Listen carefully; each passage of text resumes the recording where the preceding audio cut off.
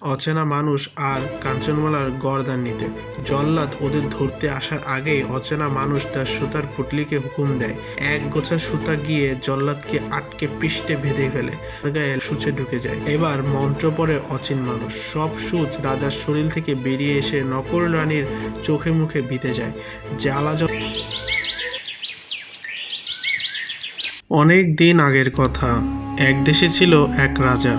রাজার একটিই পুত্র। রাজপুত্রের সঙ্গে সেই রাজ্যের রাখালের খুবই ভাব ছিল। দুই বন্ধু পরস্পরকে খুবই ভালোবাসে। রাখাল মাঠে গরু চড়ায় এবং রাজপুত্র গাছতলায় বসে তার জন্য অপেক্ষা করে। নিঝুম দুপুরে রাখাল বাঁশি বাজায়। রাজপুত্র তার বন্ধু রাখালের গলা জড়িয়ে বসে সেই সুর শোনে।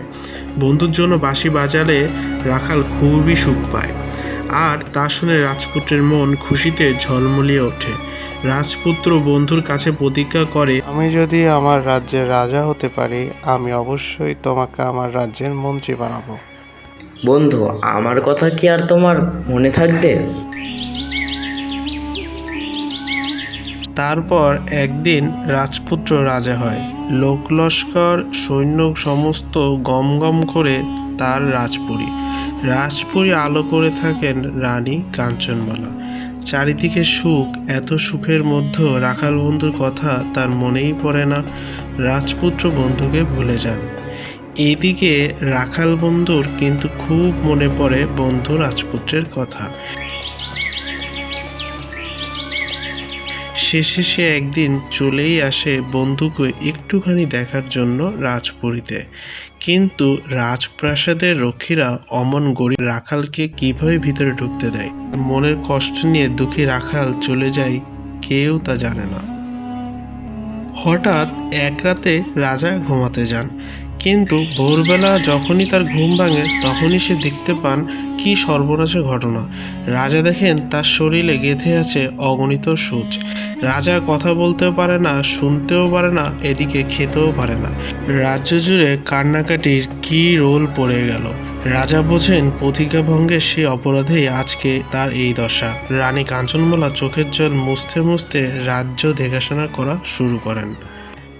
কাঞ্চনমালা একদিন নদীর ঘাটে যান স্নান করতে। কোথা থেকে জানি একটা মেয়ে চলে এলো, এসে তাকে বলে এদিকে রাজার শরীর থেকে সূচ ওঠানোর জন্য তার একজন দাসী দরকার ছিল। নদীর ঘাটে গেছেন রানী, সঙ্গে তো কিছুই টাকা কড়ি নিয়ে যাননি, তাই তার হাতের সোনার কাকন দিয়েই রানীকে কিনতে হয় সেই দাসীকে। তাই তার নাম কাকনমালা। গায়ের গহনাগুলো কাকনমালার কাছে রেখে নদীতে ডুব দিতে যান কাঞ্চনমালা। চোখের পলকে দারুণ ঝলকে কাকনমালা রানীর সব গহনা আর শাড়ি পরে নেন। রানী ডুব দিয়ে উঠে দেখেন দাসী হয়ে গেছে রানী, আর রানী কাঞ্চনমালা হয়ে গেছেন দাসী।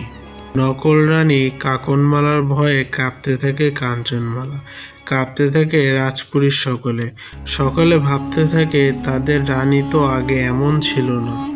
রাজা জানতেই পারেন না তার রাজ্যে আরেক কি ঘোর ঝামেলা এসে গেছে। দুঃখিনী কাঞ্চনমালা রাজবাড়ির সকল কাজকর্ম করেন এবং চোখের জল মোছেন। একদিন কাঞ্চনমালা মাথায় বোঝা নিয়ে যান কোথাও এক জায়গা। হঠাৎ সে শুনতে পারে, সূচ তোলা হয় বিনামূল্যে, সূচ তোলা হয় বিনামূল্যে, চলে আসুন, চলে আসুন। মাথার বোঝা নামিয়ে কাঞ্চনমালা যান তার কাছে ছুটে। আমি শুনতে পেলাম আপনি নাকি সূচ তোলার কাজ করেন। আপনি কি পারবেন আমাদের রাজ্যের রাজার গা থেকে সূচ তুলে দিতে? হ্যাঁ, আমি সূচ তুলে থাকি। কোথায় যেতে হবে? কোথায় যে আমি এই সূচগুলো তুলব? কাঞ্চনপুরের রাজকুমার সে হঠাৎ অসুস্থ হয়ে গিয়েছে। সকালে উঠে দেখে তার গায়ে অসংখ্য সূচ গেঁথে রয়েছে। জানি না কেন হয়েছে।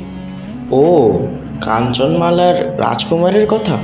ওকে তো আমি অনেক ভালো করেই চিনি। সে অনেক পুরনো কথা। চলুন আপনার সাথে যাই। যেতে যেতে পথে কাঞ্চনমালা চোখের জল ফেলতে ফেলতে দুঃখের সব ঘটনা থেকে খুলে বলে। আচ্ছা, তাহলে এই ব্যাপার। রানী হয়ে গেল দাসী, দাসী হয়ে গেল রানী। যাই হোক, আমি আপনার কথা বিশ্বাস করলাম। আপনার রাজার বন্ধু আমি। সে অনেক পুরনো কথা। রাজপুরীতে গিয়ে ওই অচিন লোক সূচ নেবার কথা বলে না, বলতে থাকে অন্য কথা।